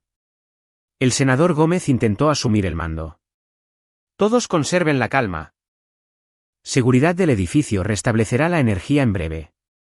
Pero seguridad del edificio no estaba en posición de ayudar a nadie. David se había encargado de ellos primero. A través del sistema de altavoces, la voz de David hizo eco por cada piso. Buenas noches, damas y caballeros. Habla Eco 77, y tengo un mensaje para todos los presentes en la celebración de esta noche. Un silencio sepulcral cayó sobre la sala de juntas.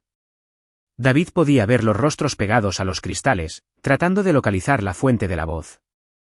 Ustedes se han pasado los últimos 5 años asesinando metódicamente a los miembros de la División Eco. 23 de mis compañeros están muertos porque ustedes decidieron que éramos testigos inconvenientes de sus crímenes. Daniel Huerta tomó un teléfono de la pared intentando pedir ayuda, pero David había cortado todas las líneas. Usaron a nuestras propias esposas para traicionarnos. Convirtieron nuestros hogares en zonas de matanza. Creyeron que nos podían liquidar discretamente, uno por uno, y que nadie lo notaría. David hizo una pausa, viendo cómo el terror se propagaba por los rostros en la sala de juntas. Se equivocaron. El edificio entero retumbó cuando estalló la primera de las cargas de David. No era suficiente para derrumbar la estructura, pero bastaba para cortar la conexión del edificio con el mundo exterior, líneas eléctricas, fibra óptica, tuberías de agua, todo quedó cortado. El edificio ahora está totalmente aislado, prosiguió David. No hay luz, ni comunicaciones, ni agua. Los elevadores están inhabilitados y las puertas de emergencia bloqueadas. Están encerrados a 40 pisos de altura sin modo alguno de pedir auxilio. El pánico estalló en la sala. Algunos corrieron hacia las puertas. Otros checaron desesperados la señal de sus celulares. Unos cuantos intentaron romper los vidrios blindados. Pero yo no soy un monstruo, dijo David. Les voy a dar la misma opción que le di a cada persona involucrada en esta conspiración. Pueden confesar la verdad sobre sus crímenes o pueden morir aquí esta noche. Activó la conexión a Internet del recinto y los proyectores de la sala. De súbito, todas las pantallas en las paredes de la sala de juntas mostraron la misma imagen, un vídeo en vivo de David sentado en la central de seguridad del edificio. Estoy en el sótano, 40 pisos debajo de ustedes. Poseo el control absoluto de los sistemas del edificio. También poseo terabytes de información clasificada que documenta cada asesinato que cometieron, cada delito que encubrieron, cada ley que quebrantaron. El senador Gómez se adelantó, tratando de proyectar autoridad. Esto es terrorismo. No puedes. Yo puedo hacer lo que me dé la gana, senador. Verá, usted cometió un error garrafal al planear todo esto. Supuso que matar agentes de ECO sería fácil porque solo somos soldados siguiendo órdenes. Pero los agentes de la división ECO no seguimos órdenes.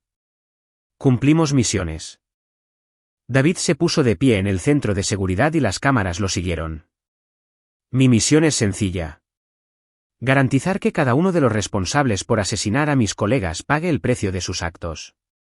Caminó hasta un panel y colocó la mano sobre un gran interruptor rojo. Este interruptor controla los sistemas de emergencia. Si lo bajo, todos los pisos superiores al nivel 20 se inundarán con gasalón. El mismo supresor de incendios diseñado para proteger sus servidores de cómputo. El halón desplaza al oxígeno. Tendrán alrededor de 4 minutos antes de perder el conocimiento. 6 minutos antes del daño cerebral permanente. 8 minutos antes de morir. La sala quedó en el más absoluto silencio, salvo por el sonido de las respiraciones agitadas. Como alternativa, pueden usar las terminales en esa sala para redactar confesiones completas de sus crímenes. Cada homicidio, cada complot, cada acto de traición a la patria. Súbanlos a los servidores de la FGR y consideraré dejar vivir a algunos de ustedes. Daniel Huerta tomó la palabra. Estás blofeando. No puedes matar a 50 personas y salir impune. David sonrió a la cámara con frialdad. Señor Huerta, me pasé 20 años matando gente para el gobierno. Soy muy bueno en ello. La verdadera pregunta es si ustedes están listos para morir por sus crímenes. Varias personas en la sala avanzaron hacia las terminales de computadora, pero Huerta y Gómez trataron de frenarlos. Nadie teclee nada, gritó Gómez. Esto es guerra psicológica. No se va a atrever a. David bajó el interruptor. El gasalón comenzó a inundar los niveles ejecutivos. Los ductos de ventilación se llenaron del gas incoloro e inodoro, diseñado para apagar llamas al despojar al aire del oxígeno. Tienen 8 minutos, anunció David con frialdad. Elijan con inteligencia. Se desató el caos cuando la gente empezó a teclear frenéticamente en todas las terminales disponibles. Otros intentaron derribar puertas o hacer añicos los cristales. Unos cuantos cayeron desmayados al resentir la falta de oxígeno. Daniel Huerta y el senador Gómez fueron los que resistieron más tiempo, rehusándose a confesar incluso cuando sus rostros se volvían azules por la asfixia. Pero a la larga, el instinto de supervivencia superó la lealtad a su propio complot. Una tras otra, fueron apareciendo confesiones detalladas en los servidores de la FGR. Declaraciones de asesinato, conspiración, traición a la patria e incontables delitos adicionales. Evidencia que sepultaría carreras, tumbaría cabezas de gobierno y enviaría de por vida a la cárcel a docenas de personas muy poderosas. Cuando se subió la última confesión, David cortó el suministro de gas y reanudó el flujo de aire fresco. Felicidades, anunció. Todos ustedes acaban de declararse culpables de delitos federales. A las autoridades les interesará mucho leer sus declaraciones. Pero David aún no había terminado. Mientras los sobrevivientes en la sala tomaban largas bocanadas de aire, él ejecutó la última fase de su plan. Sin embargo, la confesión no equivale a la absolución. Ustedes asesinaron a 23 de mis colegas. 23 hombres que sirvieron a su país con honor y murieron porque ustedes los consideraban inconvenientes. El edificio volvió a sacudirse ante nuevas detonaciones. Esta vez, destrozando pilares estructurales clave en pisos específicos. Les voy a dar el mismo fin que ustedes les dieron a ellos. Una tragedia supuestamente accidental, de la que nadie sospechará. La torre de sistemas Meridiano comenzó a derrumbarse, pero no de una sola vez. David había hecho un cálculo de demolición para aplastar ciertos pisos y mantener otros estables.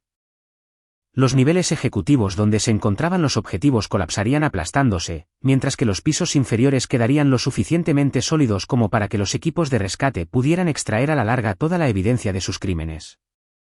Mientras David salía caminando por el sótano del edificio, escuchó el estruendo aterrador del concreto y el acero desmoronándose sobre él. Para el momento en que salió a la banqueta, los pisos superiores de la torre ya no existían, quedaron reducidos a una montaña de escombros que tomaría semanas remover.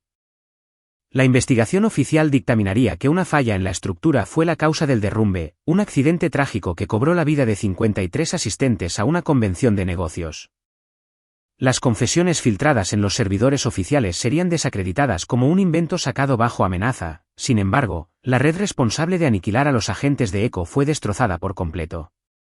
Los hombres y mujeres que fraguaron y ejecutaron la matanza estaban muertos. Su organización estaba hecha trizas, sus bienes dispersos. David permaneció en la acera de enfrente, observando las ruinas de la torre, viendo cómo llegaban los camiones de bomberos y cómo los cuerpos de auxilio iniciaban la búsqueda inútil de sobrevivientes. Su teléfono vibró, era un mensaje de Santiago. Las bases de datos muestran que todos los expedientes de agentes de ECO han sido desclasificados y mandados a los medios de comunicación. La historia entera saldrá a la luz pública. David esbozó una sonrisa severa. Aún estando muertos, sus objetivos habían servido de algo. Sus confesiones revelarían toda la conspiración y así nadie más tendría que correr la suerte de los veteranos de la división ECO. La guerra había terminado. El ajuste de cuentas estaba hecho. Pero mientras David se alejaba caminando del caos, supo que aquello era solo el fin de una batalla.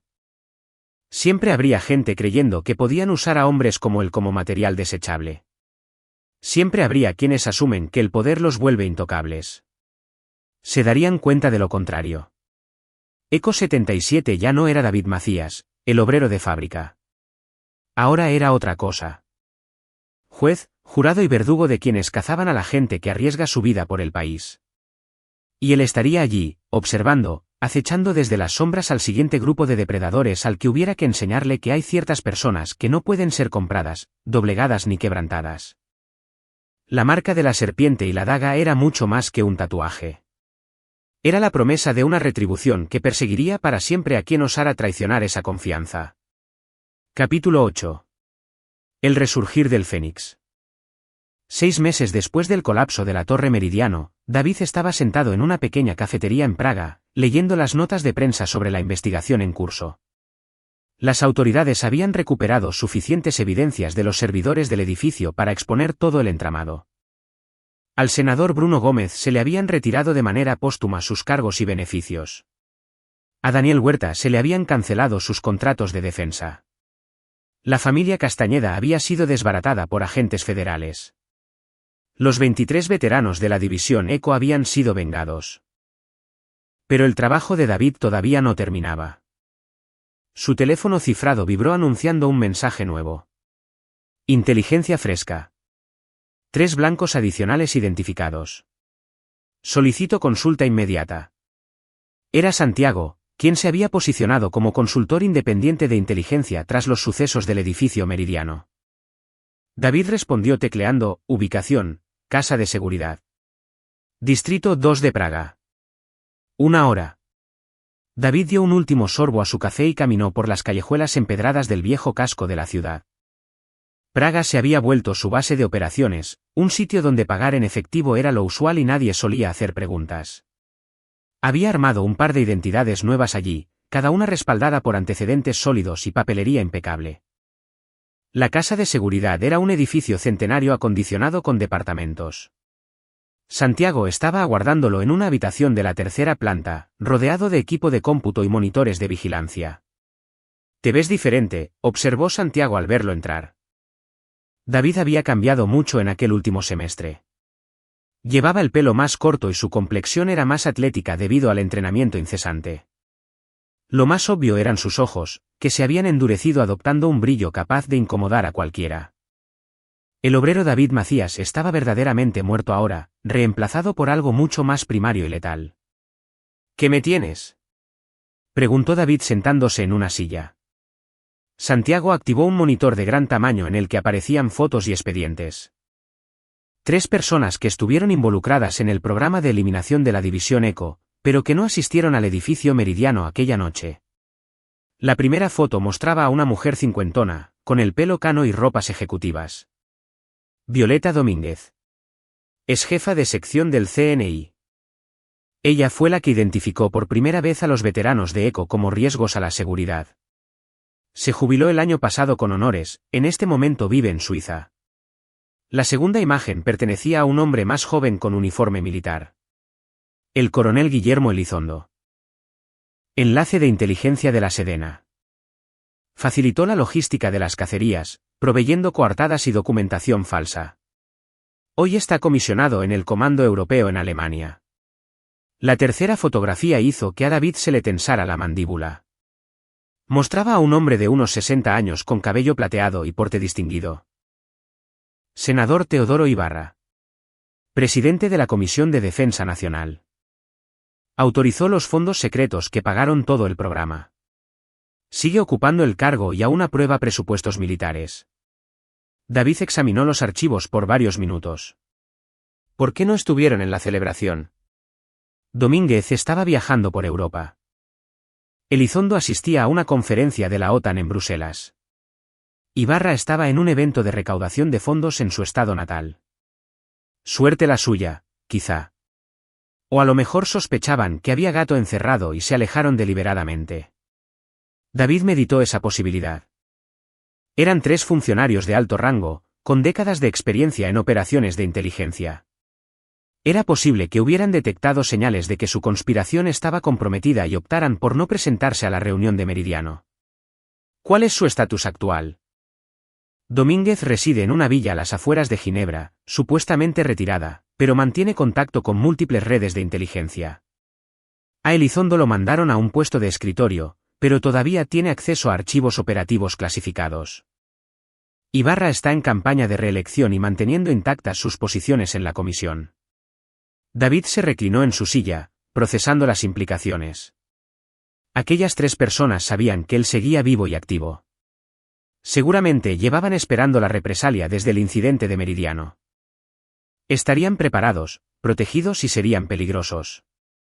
Necesito inteligencia actualizada sobre sus esquemas de seguridad, rutinas diarias y puntos vulnerables. Ya estoy trabajando en ello, respondió Santiago. Pero oye, David, estos no son como los demás. No son criminales o contratistas buscando hacer dinero. Son profesionales de carrera en inteligencia con los recursos del gobierno y una experiencia de décadas. Ir tras ellos será exponencialmente más peligroso.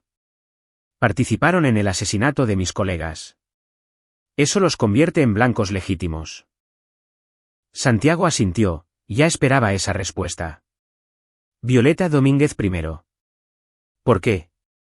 Porque es la más aislada y potencialmente la más vulnerable, pero también es la que más sabe sobre las operaciones de la División ECO. Si alguien sabe sobre otros operativos sobrevivientes, sería ella. David se levantó y caminó hacia la ventana, contemplando el horizonte de Praga. Monta vigilancia sobre los 3 objetivos. Quiero saberlo todo sobre sus vidas, sus hábitos, sus miedos. Y entonces David volteó de nuevo hacia Santiago, y su amigo captó en sus ojos algo que le hizo dar un paso atrás de forma inconsciente. Luego les voy a recordar por qué a los operativos de la División ECO se les consideraba los hombres más peligrosos del mundo. Durante las siguientes 3 semanas, David realizó un reconocimiento intensivo sobre sus blancos. La villa de Violeta Domínguez en Suiza era una fortaleza rodeada de seguridad privada y sofisticados sistemas de vigilancia. El coronel Elizondo vivía en una base militar en Alemania, protegido por protocolos de seguridad del ejército y nunca viajaba solo.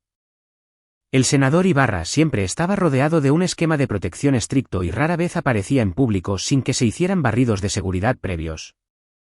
Los 3 habían estado esperando represalias claramente y habían tomado las precauciones adecuadas. Pero David poseía ventajas que ellos no podían anticipar. Su adiestramiento en la División ECO había incluido técnicas de infiltración que no se enseñaban al personal militar ni de inteligencia regular. Aún más importante, tenía recursos que ellos desconocían, otros exoperativos que habían sobrevivido al programa de exterminio pasando a la más estricta clandestinidad. Un jueves por la noche en noviembre, David recibió un mensaje codificado en un buzón secreto en Viena. El mensaje contenía una sola frase: los lobos se reúnen. Era la señal que llevaba meses esperando recibir. En alguna parte, otros veteranos de la División ECO habían sobrevivido a la conspiración y estaban listos para contraatacar. A la mañana siguiente, David viajó a una bodega abandonada a las afueras de la ciudad. Adentro, encontró a 3 hombres esperándolo, rostros que reconoció de su tiempo en la División ECO. ECO 42 reportándose, dijo el primer hombre, un veterano alto y con cicatrices llamado Roberto Huerta. ECO 9 operativo, agregó el segundo, un agente bajo, compacto y de aspecto letal llamado Javier Carmona. ECO 13 listo para recibir órdenes, concluyó el tercero, un hombre al que David recordaba como Tomás Leiva. David sintió que algo se removía en su pecho, una sensación que no experimentaba desde la fábrica. Un sentido de pertenencia, de hermandad. Estos hombres habían sobrevivido a la misma traición que él, habían perdido a los mismos colegas y habían sufrido las mismas bajas. ¿Cómo?, preguntó David. Roberto Huerta respondió: nos hemos estado cuidando las espaldas desde que comenzó la purga. Cuando Santiago comenzó a mandar sondas en las viejas redes, decidimos que era hora de hacer contacto. ¿Hay otros? Tal vez, dijo Javier. Hemos identificado a otros 3 posibles, pero se han sumergido tanto en la clandestinidad que no podemos estar seguros de que sigan vivos. David los puso al tanto de los 3 objetivos restantes y de sus planes para lidiar con ellos. Los otros operativos escucharon sin hacer comentarios, asimilando los detalles tácticos y preparándose para lo que todos sabían que sería su misión final. Esto ya no se trata de venganza, concluyó David. Se trata de asegurar que lo que le pasó a nuestros colegas no le pase a nadie más nunca. Tomás Leiva asintió torvo. Los lobos se reúnen, hermano. Y es temporada de caza. Por primera vez en meses, David sonrió genuinamente. Ya no estaba solo. Había recuperado a su manada, y tenían presas que cazar. Los 3 objetivos que creían haber escapado de la justicia estaban a punto de aprender que los operativos de la División Eco nunca olvidan a los suyos. Y cuando cazaban juntos, nada podía detenerlos. La fase final del ajuste de cuentas estaba por comenzar. Capítulo 9. La última cacería. La operación comenzó al amanecer del 15 de diciembre con 4 veteranos de la División Eco lanzando ataques simultáneos en 3 países. Era el tipo de asalto coordinado que había convertido a su unidad en una leyenda dentro de la comunidad de inteligencia, preciso, arrollador y absolutamente letal. En Suiza, David se acercó a la villa de Violeta Domínguez entre la bruma matutina. Sus movimientos resultaron invisibles para los sofisticados sistemas de vigilancia que Roberto Huerta había hackeado desde una ubicación a 3 kilómetros de distancia. El equipo de seguridad privada nunca lo vio venir. En Alemania, Javier Carmona se infiltró en la base militar donde el coronel Guillermo Elizondo estaba estacionado, utilizando credenciales que habían sido cuidadosamente falsificadas para mostrarlo como un inspector de defensa realizando una auditoría de seguridad sorpresa.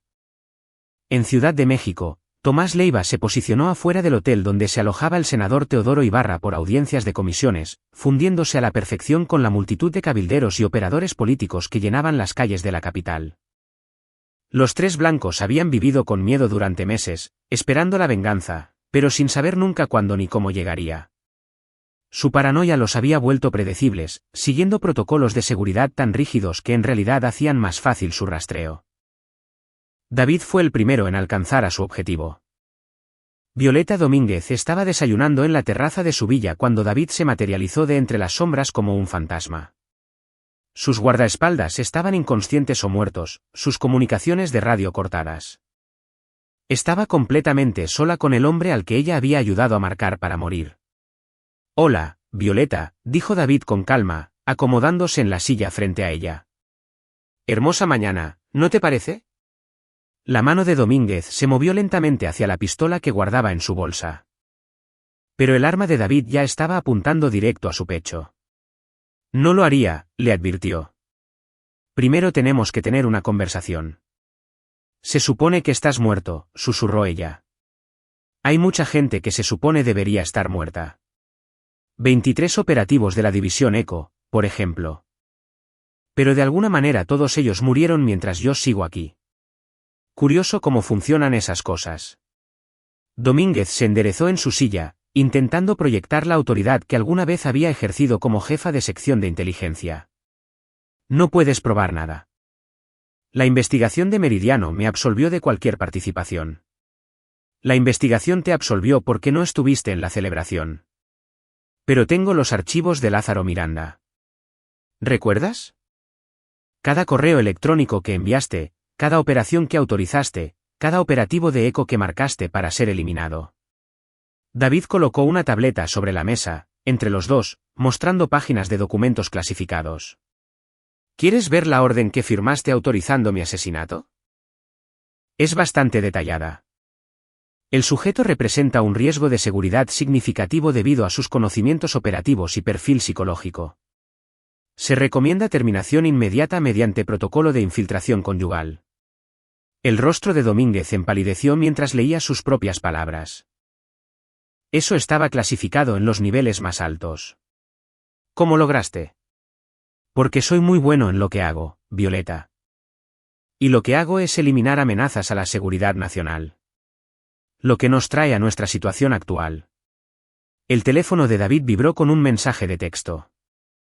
Objetivo 2 asegurado. Esperando instrucciones. Otro zumbido. Objetivo 3 bajo custodia. Listos para fase final. David le mostró los mensajes a Domínguez. Mis colegas acaban de capturar al coronel Elizondo y al senador Ibarra. Los 3 arquitectos del programa de eliminación de la División Eco están ahora bajo nuestra custodia. ¿Qué quieres? Lo mismo que quise de todos los demás involucrados en esta conspiración. La verdad. David activó la función de grabación de la tableta. Háblame sobre las otras operaciones. Háblame de las conexiones de inteligencia extranjera. Háblame sobre los políticos y contratistas que no estuvieron en el edificio Meridiano. Durante la siguiente hora, Violeta Domínguez proporcionó una confesión completa, detallando una conspiración que llegaba hasta los niveles más altos del gobierno nacional e involucraba a agencias de inteligencia de 4 países diferentes. El programa de eliminación de la división ECO había sido solo un componente de un esfuerzo mayor por controlar y erradicar activos militares independientes. Cuando terminó, David subió la grabación a servidores seguros en 12 países diferentes, asegurándose de que la información jamás pudiera ser suprimida o destruida. ¿Qué pasa ahora?, preguntó Domínguez. Ahora pagas el precio por asesinar a mis amigos. El teléfono de David sonó. Era Santiago llamando desde Praga. Las 3 confesiones han sido subidas y distribuidas, reportó Santiago. La comunidad de inteligencia está en caos total. Se han iniciado 6 investigaciones diferentes y hay rumores de audiencias legislativas. Bien. ¿Alguna noticia sobre los otros posibles sobrevivientes? Sí, de hecho. 2 operativos más de ECO han hecho contacto a través de las viejas redes. Están solicitando extracción y protección. David sonrió.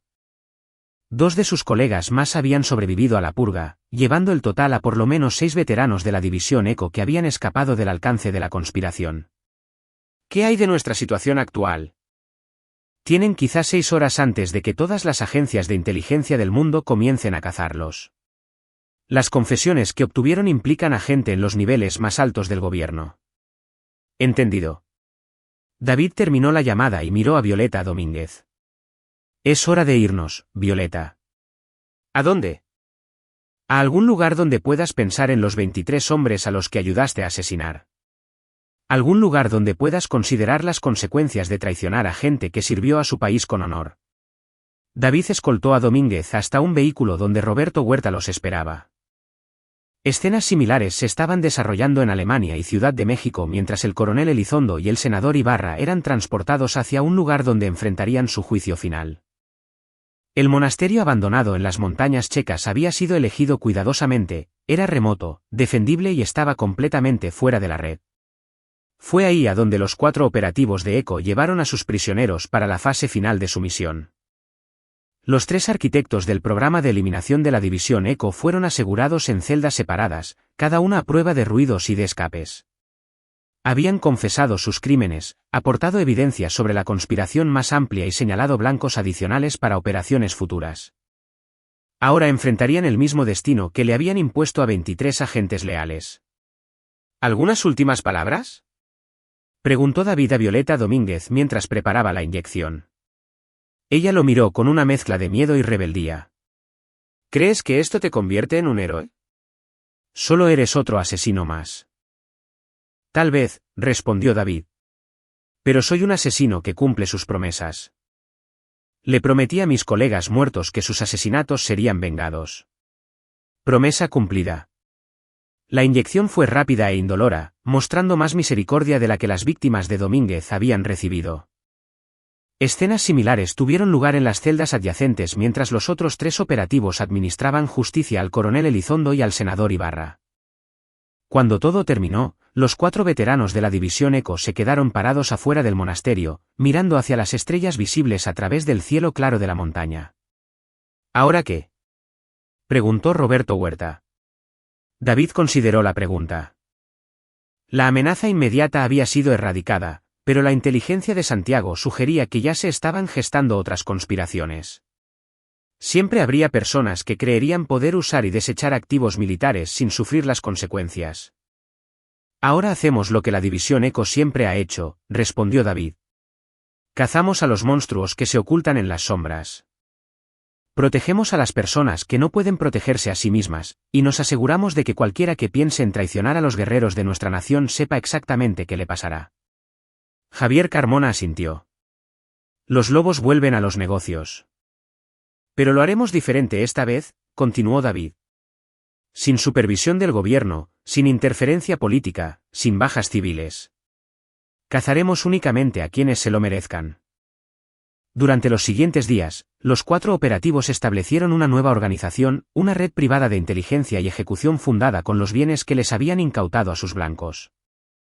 Reclutaron a otros veteranos sobrevivientes de la división ECO, ampliaron sus capacidades y comenzaron a identificar nuevas amenazas. Las agencias de inteligencia del mundo nunca encontraron los cuerpos de Violeta Domínguez, el coronel Elizondo, ni del senador Ibarra. La investigación oficial dictaminó que habían huido del país para evitar ser procesados por su rol en la conspiración.